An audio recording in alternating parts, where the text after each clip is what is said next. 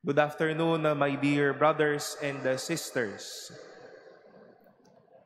Today we've heard two contrasting powers with the readings we've heard and meditated upon this Holy Eucharist.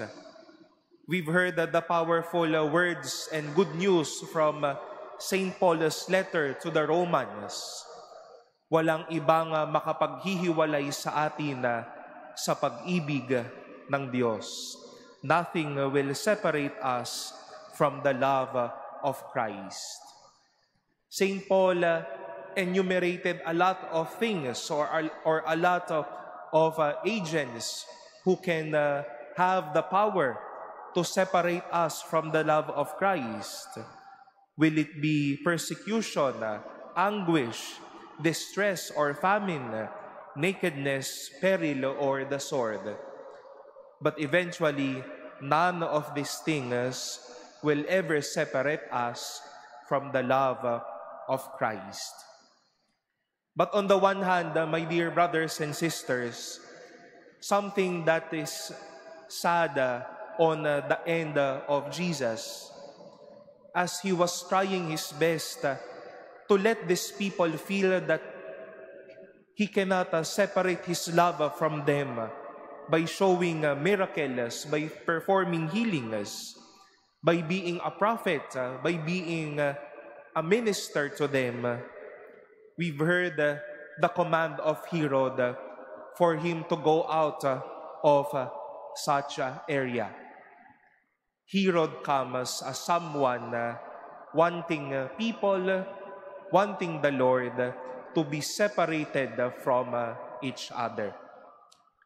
And such, my dear brothers and sisters, are still two important powers present today. Madaming mga bagay ang patuloy na pinaparamdam sa atin na hindi malayo ang pag-ibig ng Diyos sa atin. Sa pananalangin, alam nating hindi malayo ang pag-ibig ng Diyos sa atin. Kapag tayo'y nagkumpisal, tayo ay nagdasal, tayo ay nagsimba, tayo ay nasa harap ng Diyos, yang mga bagay na iyan ay patuloy na pagpapalakas ng pag-ibig ng Diyos at kung papaanong hindi malayo ang pag-ibig ng Diyos sa atin. But we come to face this truth as well. And we warn ourselves for this fact that there are a lot of things that can separate us or would want us to be separated from the love of Christ.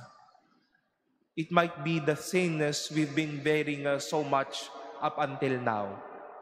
It might be our own pride, our own acts of selfishness to others, our own experiences of bias, of anger towards others. Maybe the things that we have, our money might separate us now or divide us from the love of Christ. Our technology might divide us from the love of Christ. Baka may oras ng panalangin pero dahil hawak ang telepono kada araw, hindi na nakakapagdasal. Still, we face that many things would like to remind us that God's love can still be maintained, can still be empowered.